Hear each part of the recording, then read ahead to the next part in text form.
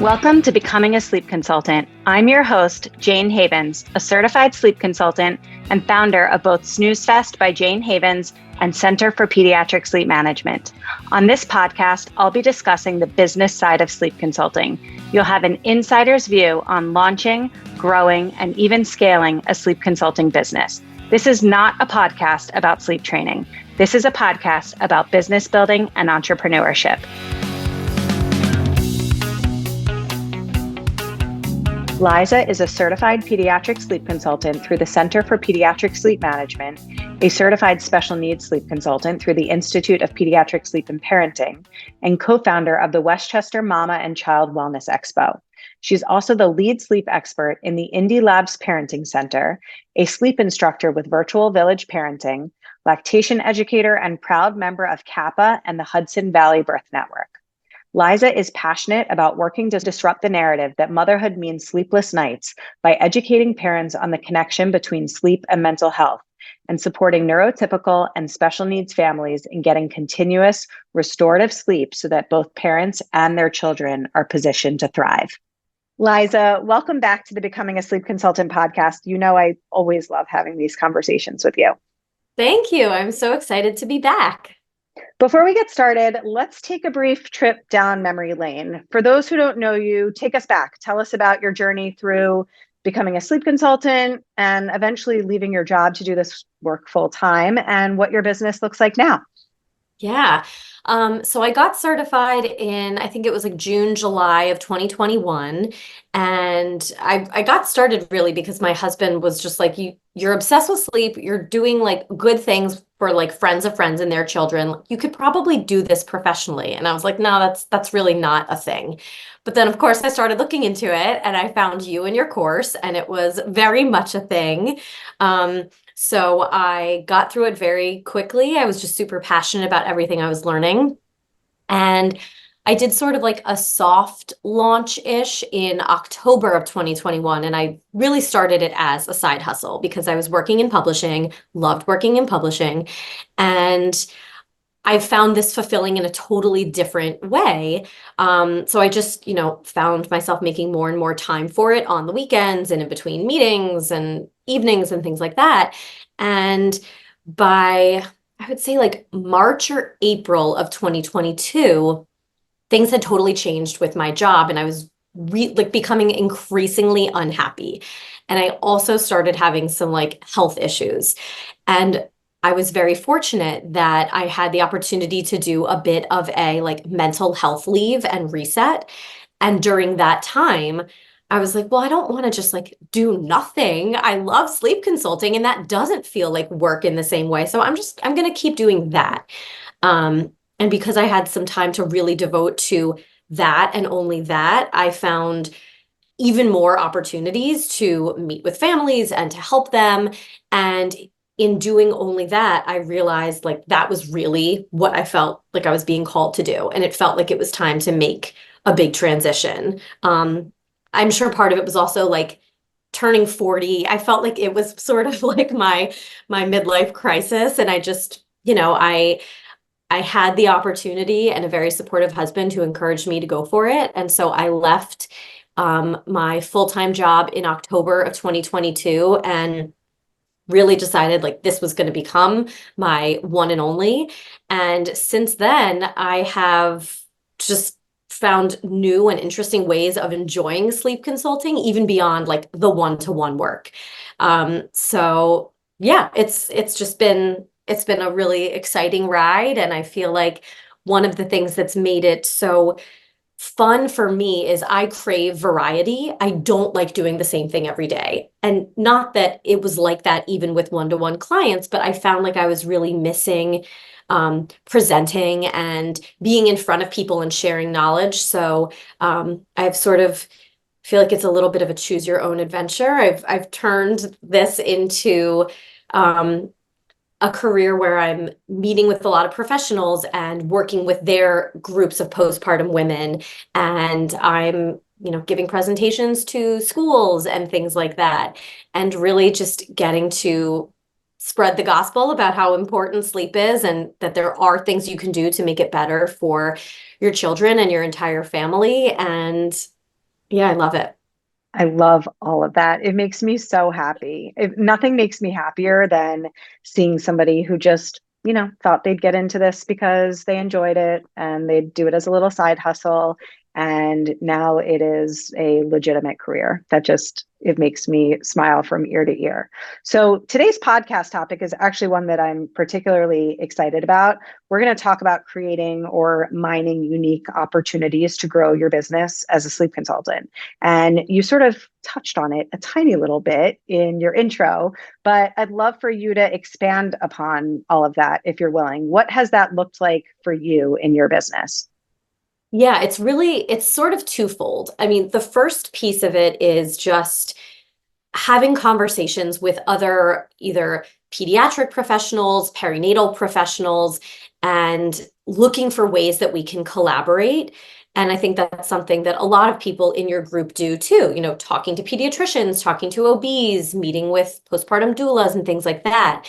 And one of the relationships that I formed and which led to this like wellness expo that I did back in November was really born from just like working with a number of families and realizing how little support there is in this country in the way of postpartum. And if you don't know that postpartum doulas are a thing, or if you don't know that sleep consultants are a thing, and if you don't live near a family, it is such an isolating, really confusing and overwhelming time.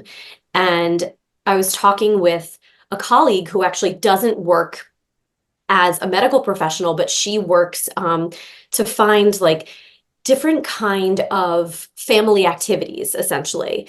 And in doing that, she was pregnant with her third, and she was just like, yeah, I'll have 3 under 4. And we were talking about how difficult it feels to thrive when you have so many children with such different needs. And wouldn't it be great if we could bring a lot of different professionals together and show women and show families all of the different professionals that exist that could potentially make their postpartum time easier and also help their children thrive better. So that was sort of like the genesis of this expo. And together we're both not afraid to be squeaky wheels. So we just would like talk to everybody, a lot of cold outreach to OTs, PTs, pelvic floor therapists, licensed, clinical mental health workers, a lot of different people in the like clinical space. And then we also started branching out into more of like the holistic space. So we were talking with acupuncturists and massage therapists. And because I live in a community that is really, it feels very small in some ways, word just continued to spread, and we got a lot of interest in people wanting to sign on and be vendors. So that turned into a venture that really connected me with a lot of the professionals that I've like since kept up relationships with. And that is what I attribute a lot of this different sort of unique path as a sleep consultant. So, this event was in November. We had about 90 vendors, mostly across Westchester, but also some in Pennsylvania, some in Connecticut. And the goal was really to promote health and wellness for women and for getting their baby off on the right foot. And from there, that has just led to a lot of connections that I've continued to keep up with. And going into my email and reaching out to a postpartum doula and saying like, I'd love to come speak to your community if you think that some targeted sleep education would be beneficial to them. Like, let's see what we can make happen. And that is something that I've continued to do. And so, talking one-on-one, it ends up being like this group Q&A, essentially like an AMA for a large group. And from there, some people sign on right away, some come back in a few weeks, but that has really helped just, I think, take my business in a different direction and the growth that I've seen from that is so much more than just one happy client who's telling her friends. And that happens too all the time. I think between Facebook, client referrals, and these other like perinatal channels, those are definitely my three main forms of clients. But the other piece of it is just being willing to learn and being excited to learn. And I think my own kids have really played a role in my desire to constantly learn more and more, not just about sleep, but the special needs piece. And that is something that I'm exploring more and more. And I don't know if I would say that I'm like niching down to it in particular, but I find it really, really rewarding and empowering to be able to help families who feel like they've tried everything and have heard from doctors like, this is just it. There's nothing we can do. So I've just been learning a lot more about the sensory system and how that plays a role in sleep in particular. And that has sort of taken me down this other professional collaboration path where I'm working with an organization that is specifically focused on children with disabilities, and we're creating a disability sleep course together. So it's sort of like there are a lot of different tentacles, but it all comes back to just being excited to share this information because it's so important. There are a couple things that you said that I want to go back to and touch on. You mentioned cold outreach, which I think for those who are listening, I have no idea who listens to this podcast. I think it's a healthy combination of people who are already sleep consultants and they use it as a way to sort of gain continuing education in their own businesses. But I also think there are people who listen who are interested in becoming a sleep consultant and they haven't yet jumped in and they wonder like, how am I going to find clients? What's that going to look like? Right. And even for those who are still sort of in the earlier stages of growing a business and trying to figure out where is their clientele coming from. You mentioned cold outreach. What does that look like? Can you explain like, is that phone calls? Is that emails? Is that leading to in-person meetings? Is that leading to Zooms? Can you walk us through sort of maybe even like the language that you use to build these connections? And then you also said right after that that you kept up those relationships. And that's the part I'm particularly interested in because I think it's really easy to like shoot off an email or to make a phone call, but like how do you foster or like nurture those relationships so that they don't just turn into like a one-off conversation that came and went? Yeah, that's a really good question. And I think I will clarify by saying cold outreach. I don't mean like approaching moms who might be like cold leads. It is specifically the professionals, like other people working in this space. But I usually do start with an email. And in terms of the language, I will usually, I do my research first. So I will reach out to someone after I've like looked at their website, looked at what kind of offerings they have, if they have like a group support group, which or group, postpartum like group support, which a lot of people in my area tend to do. And then I will just say, I notice you offer this group to postpartum moms. I'm really passionate about educating postpartum moms on the importance of sleep and helping position them to help their babies and themselves thrive right from the beginning. I wonder if maybe there's an opportunity for us to collaborate there. Would you be open to talking further? So that's really how it starts. And then from there, I almost always will move to a Zoom call.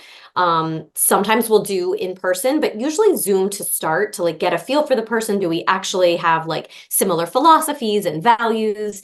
And I've been very fortunate that most of the people I've reached out to were like, yeah, like I'll bring you in as a guest on X date. And a lot of the groups that I go and meet with are virtual.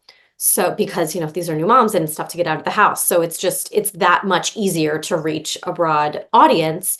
But I've definitely done coffees with people. If it seems like we're really, really clicking over Zoom, then I will suggest that we meet up in person and like, maybe spitball some ideas back and forth.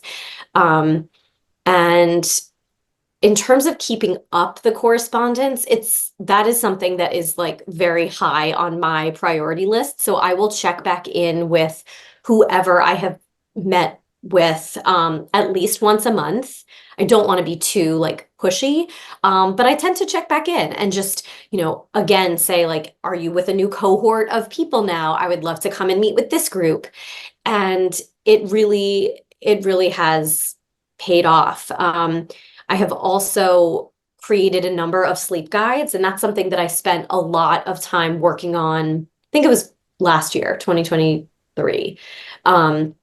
But so I will sometimes start by like offering up my newborn guide to a doula who has a support group and said, like, if you would like to take a look at this, this is some of the information that I tend to share with new moms. If you think this would be helpful, you are welcome to share it with your group and then bring me in as a speaker. And then they can actually like learn from the voice behind this guide. And then I'm just the first person they think of when they're actually in, in the throes of sleepless nights. And I feel like that has really, really given me a push. I love that.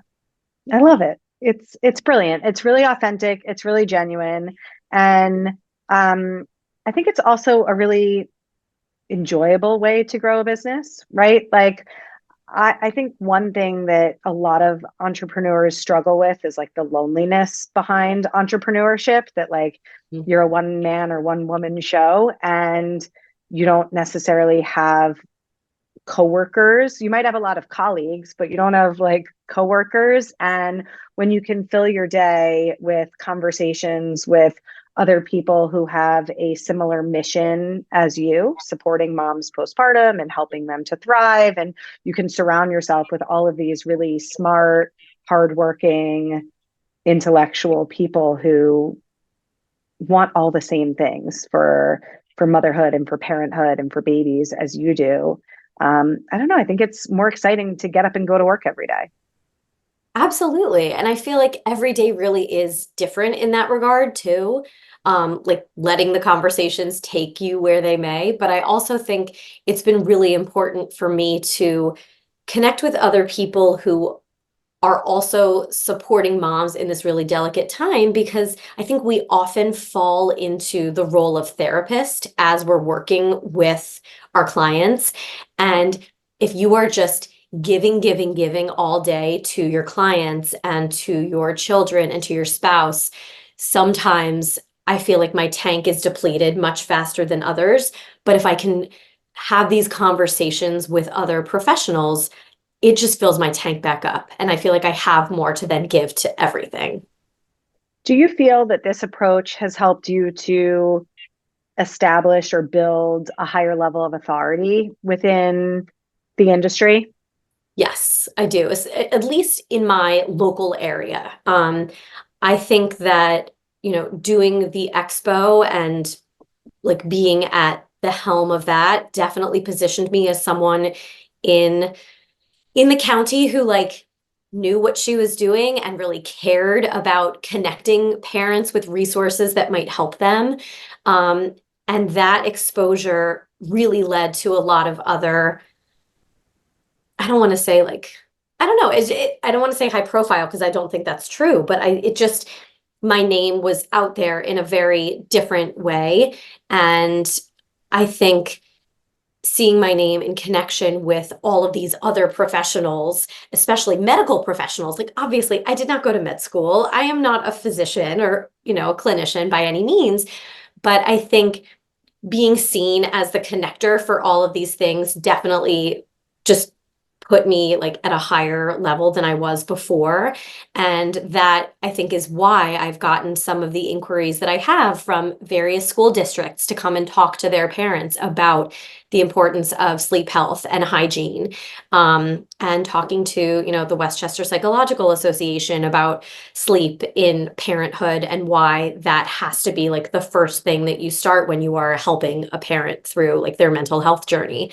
So yeah, I do think it's been a much more, you said, like authentic and genuine. I really don't like Instagram. I wish that I did. I really wish that I did, because there are just some people who are amazing at it. But for whatever reason, it's not me. I can't do it. And I felt like I had to figure out something else that worked for me if I wanted to stay in this business and grow. Yeah. Well, I connect with you there. I don't like Instagram either.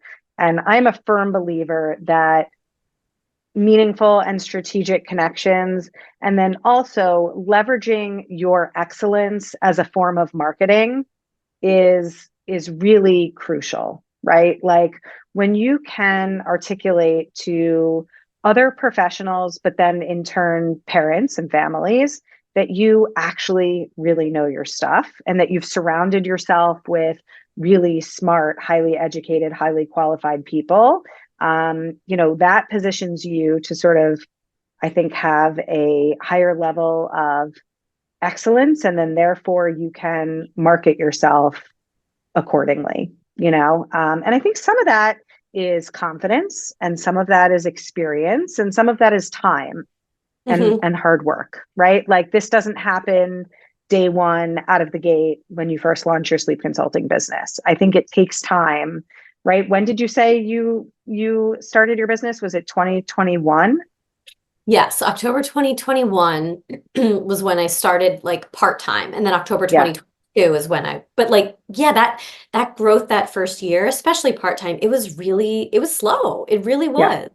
right. And I think Instagram also like made me feel worse about how slow it was, which Yeah, is probably also one of the reasons that I realized I just had to find a different way for myself.